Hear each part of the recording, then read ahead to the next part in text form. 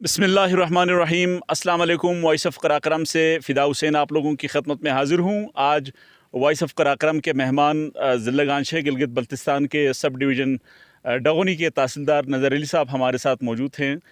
हम इनसे गुफ्तगू करते हैं कि ये जो इस वक्त सलीम में जो ETI यानी इकनॉमिक ट्रांसफॉर्मेटिव इनिशिएटिव जो गवर्नमेंट ऑफ गिलगित बल्तिस्तान का प्रोग्राम है, उसके तहत लैंड डेवलपमेंट के हवाले से लैंड टाइटलिंग हो रही है, यहाँ पर लैंड मैपिंग की जा रही है। इस सिलसिले में नज़र अली साहब से बात करते हैं। नज़र अली साहब, बहुत शुक्रिया आपकी वक्त का। बताइएगा कि क्या पर्पज़ हैं इसके, और इसके शुरू में तो ये बताया जा रहा था कि इसका कहीं से सरकारी तौर पर कोई नोटिफिकेशन नहीं हुआ है, तो अब इस वक्त सूरत हाल क्या है? क्या सरकार बाज़ाबिता तौर पर नोटिफिकेशन जारी कर चुकी है इस हवाले से? औज़ुबिल्लाहि मिनश्शैतानिर्रजीम, बिस्मिल्लाहिर्रहमानिर्रहीम।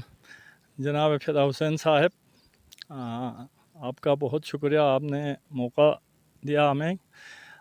ये बिल्कुल गलत बात है कि इसका कोई नोटिफिकेशन नहीं आया। नोटिफिकेशन बिल्कुल आया है, तो डिप्टी कमिश्नर के ऑफिस से भी 2-3 दफ़ा आया है, और बग़ैर नोटिफिकेशन के तो हम आ ही नहीं सकते इधर। हमारे पास बाकायदा डिप्टी कमिश्नर का ऑर्डर भी है। आगे से भी लैंड टाइटलिंग के हवाले से हमें मरासिले बहुत आए हुए हैं, तो हमने इसको बहुत ख़ुसूसी तौर पर, चूँकि आलियाना सलिंग आपको पता है यहाँ पे बहुत अरसे से ये इफ़ाद प्रोजेक्ट इन्होंने बनाया है, और कुल चैनल जो आप देख रहे हैं ये बाकायदा रनिंग है। तो लैंड टाइटलिंग के हवाले से थोड़ा लोगों में तशवीश था, तो आलियाना सलिंग के इस्तदा पर डिप्टी कमिश्नर साहब ने बाकायदा हमें टीम तश्कील देकर हमें यहाँ भेजा है। और हम शुरू में मैंने ये चैनल तकरीबन 5.5 किलोमीटर से ऊपर है, बहुत लंबा चौड़ा है। तो इसका हमने मेन चैनल को बज़रे शिस्त पटरी जो बिल्कुल कंप्यूटराइज के हिसाब से ये पैमाइश होती है, हमने किया है।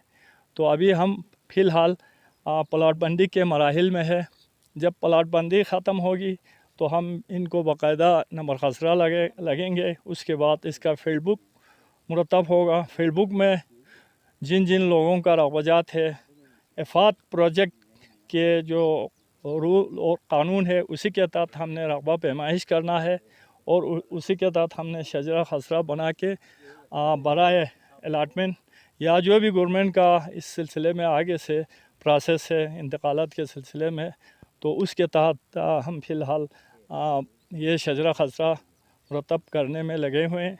इंशाअल्लाह बहुत जल्द हम इसको मुरतब करके मजाज ऑफिसरान के पास भेज देंगे।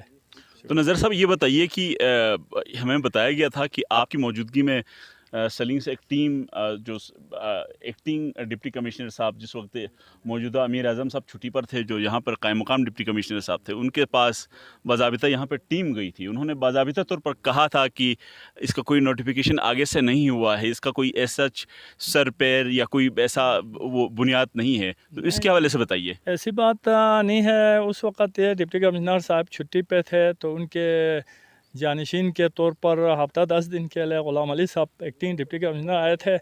उनको मेरे ख़्याल में शायद ख़ास इस बारे में मालूम नहीं होगा, या स्टाफ ने DK बराह से इनको बताया नहीं होगा। तो ऐसी बात नहीं है, हमारे पास इस सिलसिले में बाकायदा कागज़ात आए हुए हैं। तो क्या ये दुरुस्त है कि ये जो बात जिन्होंने एक्टिंग डिप्टी कमिश्नर ने ये बात बताई थी, उसमें आप भी मौजूद थे?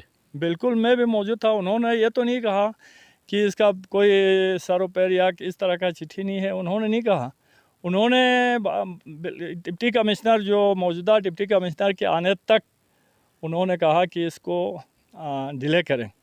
तो ये मौजूदा डिप्टी कमिश्नर आ गया, तो डिप्टी कमिश्नर साहब के पास एक्स सीनियर वज़ीर साहब जाफ़र साहब भी गए, तो मुझे ख़ुद भी डिप्टी कमिश्नर ने बुलाया, तो और एक ऑर्डर भी किया है। मैंने बाकी रिक्वेस्ट भी किया था डिप्टी कमिश्नर को, चूँकि यहाँ पे रवाजात बहुत ज़्यादा है, और एक टीम से हमारी ये पैमाइश का काम मुकम्मल नहीं होते हैं।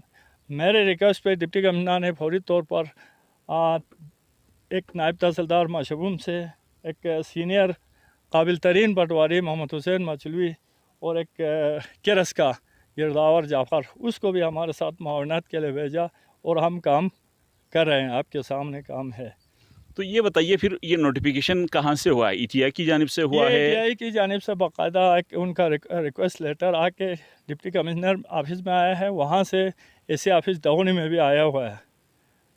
तो ये एक प्रोजेक्ट नहीं है ना। ये किस स्टेज पे है? ये क्या बाज़ाबिता तौर पर जब नहीं, ये इंतकाल होगा या ये नहीं, इंतकाल तो सरदस एकदम इंतकाल तस्दीक नहीं होती है कोई भी चीज़ का। हम पहले इसका शजरा खसरा बनाते हैं, शजरा खसरा बना के इसको बाकायदा अलाटमेंट के लिए भेज देते हैं। फिर जिस तरह से हमें हुक्म हो हम उसी पे अमल दरामद करते हैं। तो सरकार की एक तो जो खालसा सरकार वाली बात चल रही होती है, जब सरकार चाहती है तो कुछ उसमें कोई लोगों को रोक भी लेती है, कुछ किसी को काम करने नहीं दिया जाता है। दूसरी तरफ आप लोग को टाइटलिंग भी कर रहे हैं।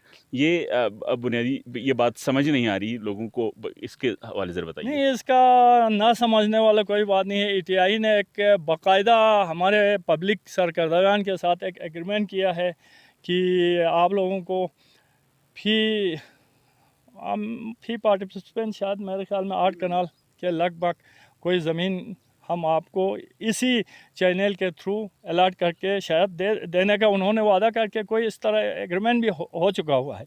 लेकिन वो ज़मीन जिस पे मोतरज़ हो, जिस पे झगड़ा फसाद हो, जिस पे इस तरह होने का कोई खदशा हो, तो वहाँ सरकार बिल्कुल उधर का झगड़ा होने नहीं देते हैं। हिफ्ज़ मातक़द्दुम के पेश नज़र वहाँ लोगों को काम करने से रोक लेते हैं। ये बिल्कुल सही है। ठीक, तो ये बताइए आखिर ये जो डेवलपमेंट, एक तरफ तो लैंड डेवलपमेंट, लैंड रिफॉर्म की बात चल रही थी, एक तरफ ये ईटीआई इनिशिएटिव, इन दोनों का कोई कम्बिनेशन है या अलग अलग है? क्या चीज़ है ये लैंड रिफॉर्म? पूरे जीबी में इंशाल्लाह लैंड रिफॉर्म के हवाले से बाकायदा प्रोसेस चल रहा है।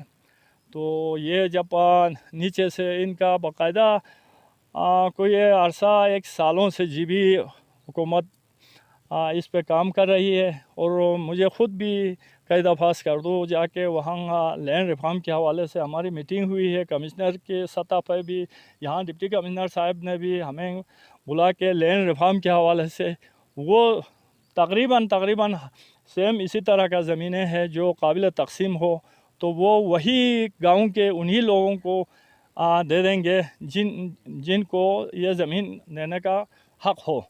तो उनको बाकायदा मालिकाना हुकूक भी इंशाल्लाह देने का लैंड रिफॉर्म में प्रोग्राम है। तो लैंड रिफॉर्म और ये ईटीआई वाला सरदस्त फ़िलहाल मुख्तलिफ है। ईटीआई वाला यहाँ पे हमारे गांछे में कई मौज़ूआत में इनका प्रोग्राम चल रहा है, लेकिन लैंड रिफॉर्म इंशाल्लाह पूरे जीबी में इसका लैंड रिफॉर्म के हवाले से काम हो रहा है। तो ये आगे जाके अगर लैंड रिफॉर्म रुक जाता है, क्योंकि यहाँ पे गवर्नमेंट तकरीबन बदल चुकी है, तो ऐसे में ये जो ईटीआई वाला ये जो प्रोजेक्ट है ये आगे चलेगा या ये भी रुकेगा? ईटीआई वाले से लैंड रिफॉर्म का कोई टकराव नहीं है। ईटीआई वाले इंशाल्लाह हम आगे भेज देते हैं। लैंड रिफॉर्म का हमें इंतज़ार रहेगा कि आगे से हुकूमत इस सिलसिले में क्या करती है। ठीक, बहुत बहुत शुक्रिया नज़र साहब, आपने नज़र साहब की गुफ्तगू सुनी।